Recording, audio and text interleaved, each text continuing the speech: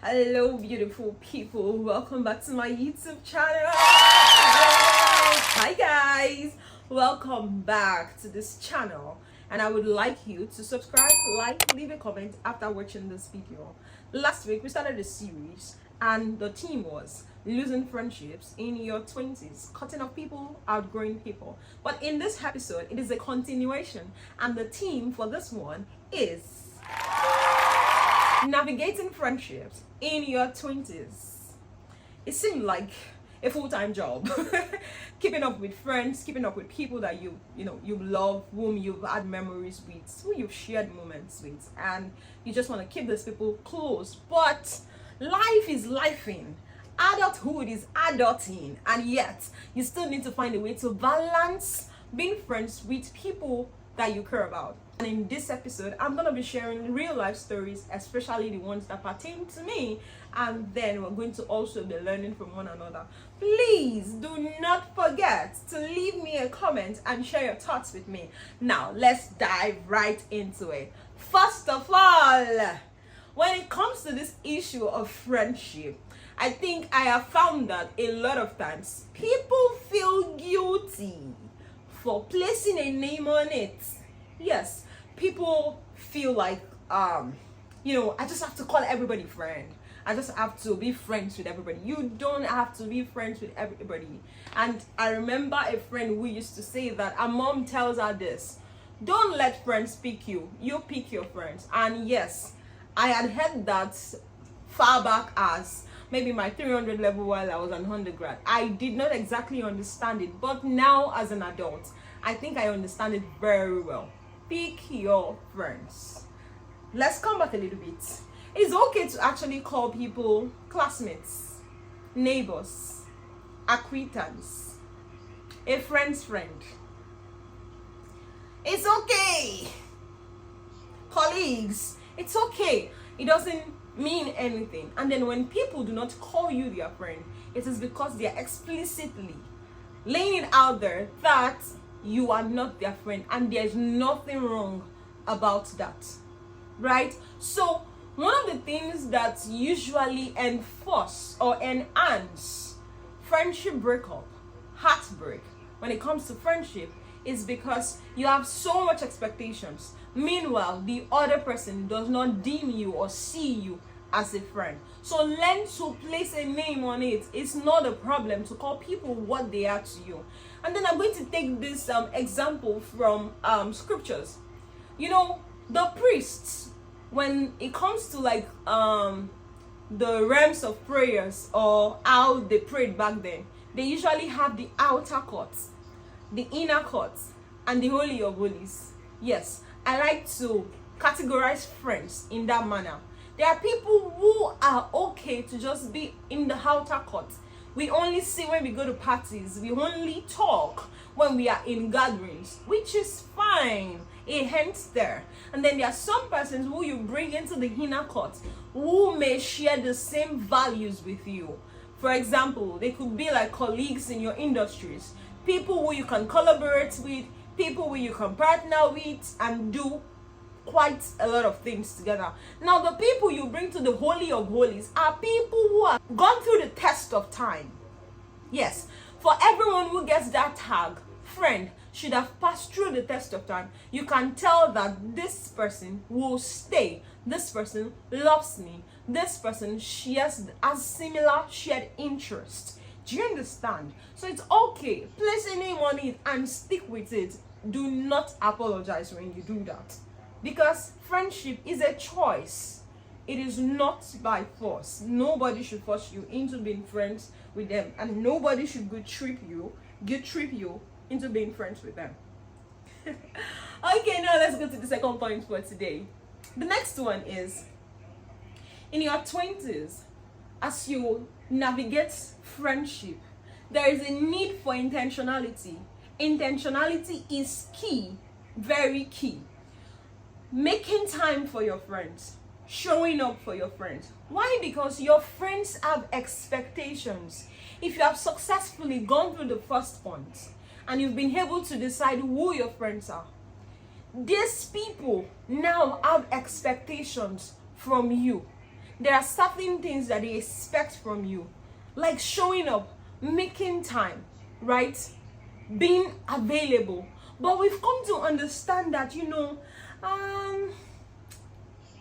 life can be lifing and there's so many things on your table and you don't even know, you've not even gotten a grip of yourself, and now you have to show up for your so-called friends. Yes, intentionality is key.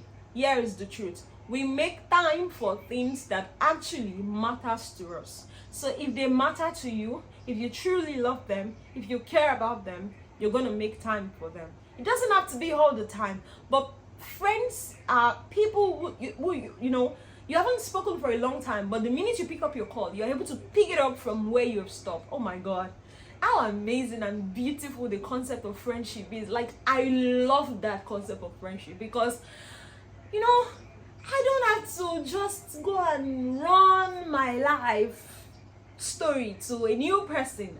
My friends and I can just always pick it up from where we've left it, and that's just one of the beautiful things about friendship that I really love. All right, let's go to the third one now. The third one today here is when you enter your 20s, right, you would need to set priorities. Yes, you will need to set priorities. Very, very important. Because again, we have people who are going into the university, right? You're going to the university, you're changing jobs. Some people are aiming to climb the career ladder. Some of your friends are even getting married. Some of your friends are becoming parents. And there is so much expectations from you as a friend. You must understand that there's a need for you to set priorities, because you cannot be everywhere all the time and you cannot always show up. But when you set priorities, you are able to attend to what is most important. And the thing is this: as you navigate your 20s, because this is the season where we're trying to make sense of a lot of things, but the things don't just want to make sense. I mean, today you wake up and you feel like you want to go into photography, and the next day you feel like you want to be on YouTube creating videos like I'm making videos right now, or the other time you want to drop out from school because you do not understand the y, the x, and calculus in math class. So many things, you can't even get a grip of your own self. Now this is it: you cannot pour into others when you are empty, when you don't have anything inside of you. Do you understand? So you must learn to set priorities right. Your friends need you valuable. People keep valuable things. People always run to what is working. So learn not to overuse yourself. Don't waste yourself. Don't empty out.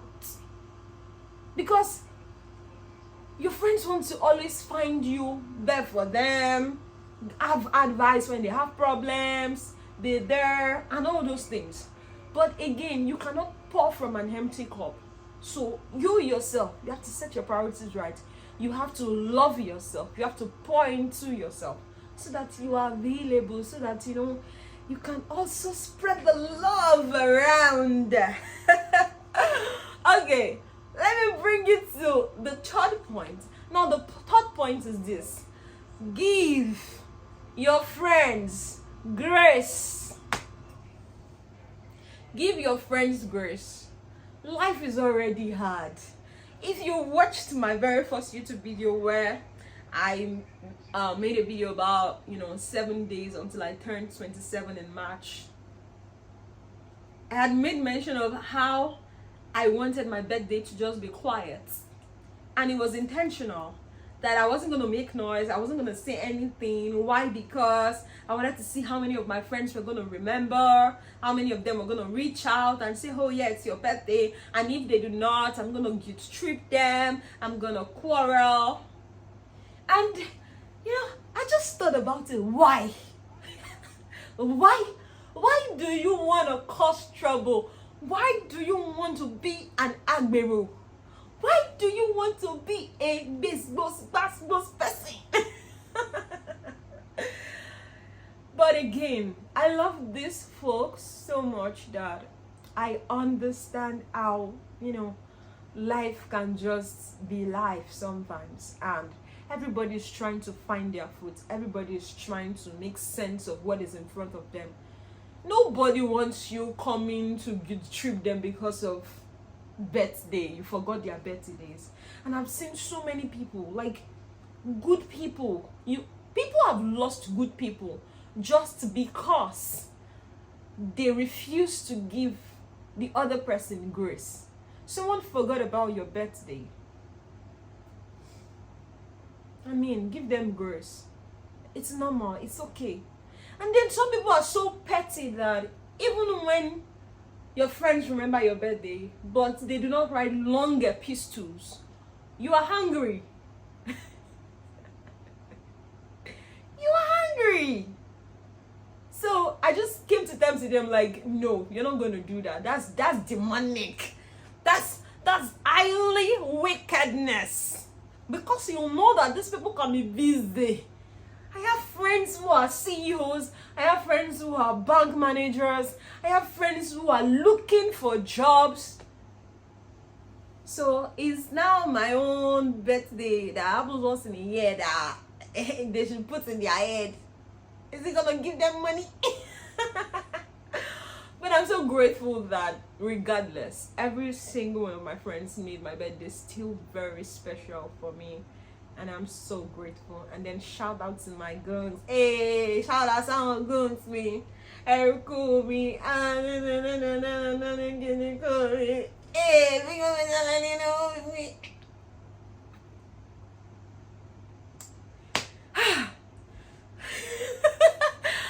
Okay, I'm repenting right now. God forgive me. Now let's get back into it. Give your friends grace.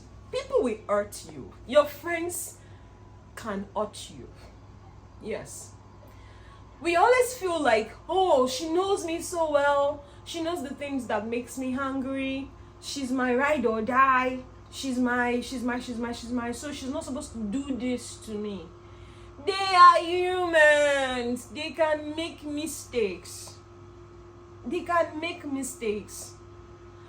Someone like me, I always like to think for people many times. I like to first think for them like, okay, could this be why? Except you show me otherwise. You must learn to give grace to people. People will hurt you. Your friends, your loved ones, they will hurt you. Right? They will hurt you. They will act out of their feelings, out of their emotions. They will say things that you probably never expected that they would say. But you have to learn to forgive. You have to learn to forgive. You have to learn to give grace. You have to learn to be the bigger person. Bring your arms wide and embrace them again. Take them in again. Especially if they have apologized properly. So give grace to your friends. Like, we are two different human beings. We would think differently. We will come from different perspectives. We will not always agree and say yes. But yet, you are my friend. I'm not letting you go. I love you. I appreciate you. Do you understand? So, relax. Give your friends as much grace as you want to be given. Imagine that it was you. Learn to have empathy. Put yourself in their shoes. Just imagine that it was you. Imagine. What would you have wanted the next person to do? Would you have wanted the next person to show you grace? If that's what you want, then what do? Give grace to the other people. Okay. To round it off, I'm going to share a story with you. My best friend. Okay. I have a best friend, a very good friend that, we didn't just become that bestie tag. I've heard a lot of people say that, what if I do not want to have best friends? It is okay. It is fine. It works. I have friends. It is okay. Right? It is okay. But remember, if you watched my first video, for someone like me who had, had trauma and stuff, and I've been able to break through that, and I've come to value friendship. this person is my ride or die. This person is my person. So now this is the gist. My best friend took me in my final year in school, and I didn't have like accommodation, an apartment where to live, and I had reached out to her because she happens to be the sister to my customer. I used to make hair back then, and our older sister at long run became like a big sister to me too.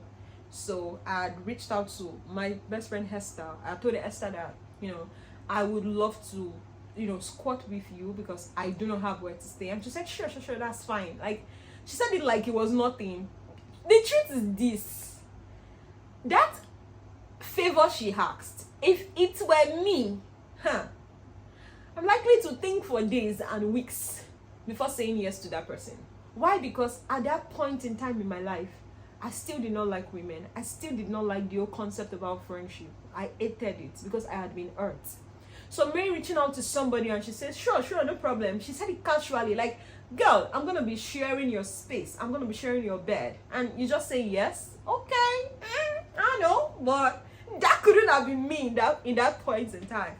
So I started to live with her. We started to learn about each other.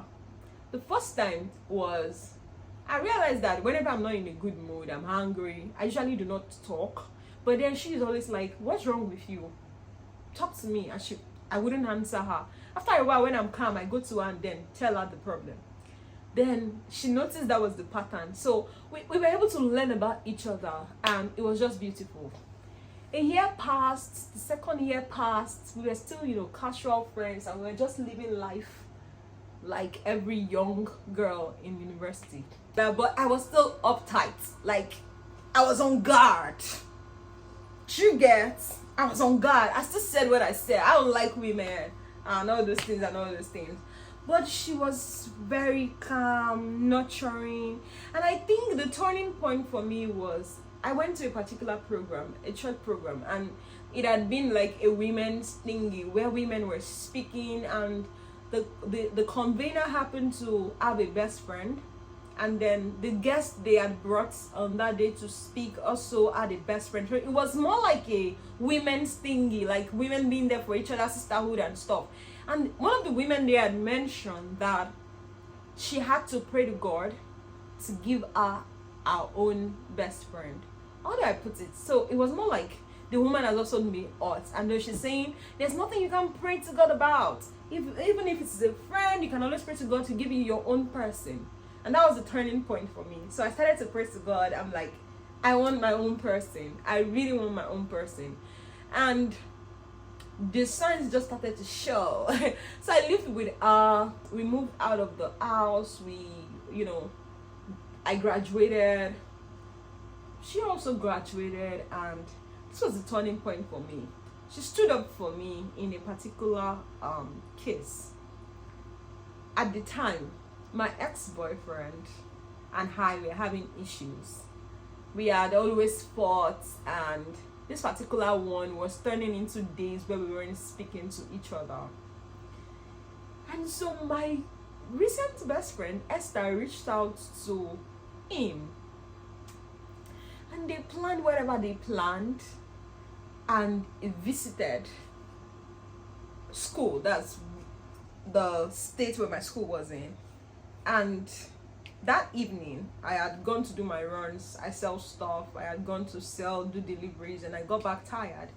And she texted me saying she had cooked, so I should come over to her house to have dinner. I was happy because I was tired.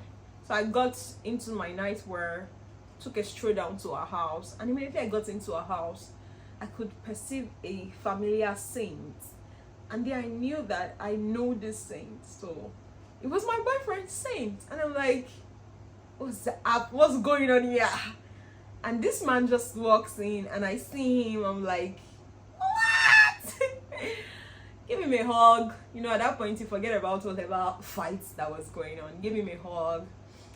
And then she sat the both of us down. Mind you, she's younger than the both of us, actually. I'm just a year older than her, yeah. Sat the both of us down like a mom, and she's like, I don't don't know what's going on with both of you, but you have something beautiful going on. You have to talk. I'm like, what? And we reconciled that night. And while I was thinking about it, even as I was going to bed, I'm like, nobody has actually like stepped into a situation for me like this. I've had scenarios where my female friends wanted to take my man. I've had scenarios where they were not happy with what I had going on. But this is someone who actually stepped in and ensured that things got better that day. That was the day that I decided that, nah, I found this person. This is my person. That was not just the only one. So it was an accumulation, but that day was a defining moment for me. I'm like, this person is not going anywhere. And do you think we do not quarrel? Oh no, we quarrel. We quarrel. I am the kind of person who doesn't like to cook. I know how to cook, but I don't like to cook. My friend likes to cook. My friend is more of a nurturer. Maybe we just have different ways we show it, but like my friend is very homely. She's a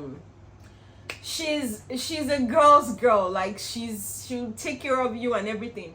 And so while we were living together, there was always issues of, oh, I've gone out since morning, I'm coming back, Shewa, you could not even cook anything for me to eat. I'm like, I'm sorry, because even me, I didn't cook anything for myself to eat.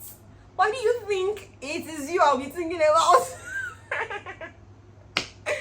But when I make statements like that, I suddenly realized that, but wait, if she was the one actually, you'll be sure 100% that you're coming to meet good food in the house as you return from a far journey.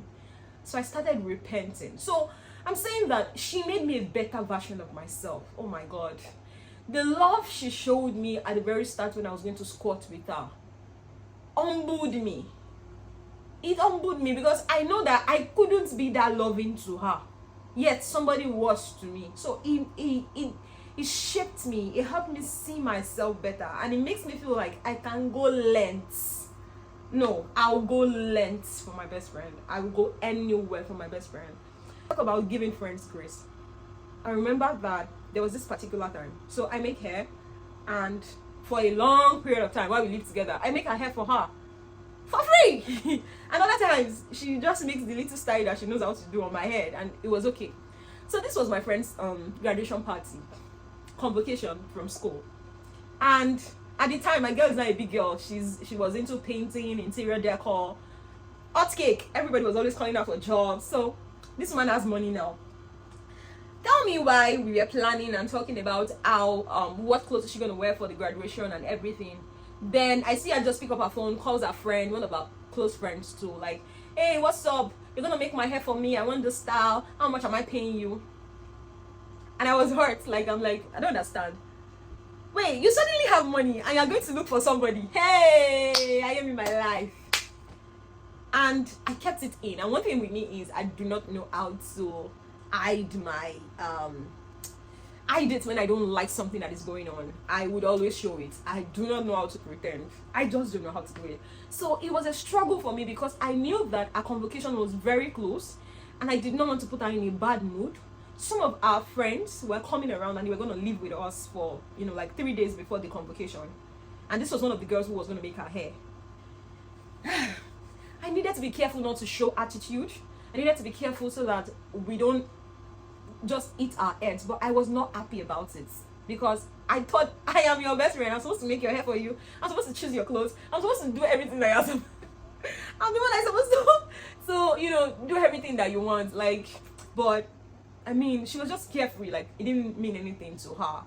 So I let the old convocation pass. Oh my God, I don't even know how I went through that, but I'm proud of myself. You see, this is part of becoming. I'm learning. So I let the whole convocation thing pass. They went back to their houses. Then I had to summon courage. This was one morning. I was going to have my baits. I was already in my baits robe.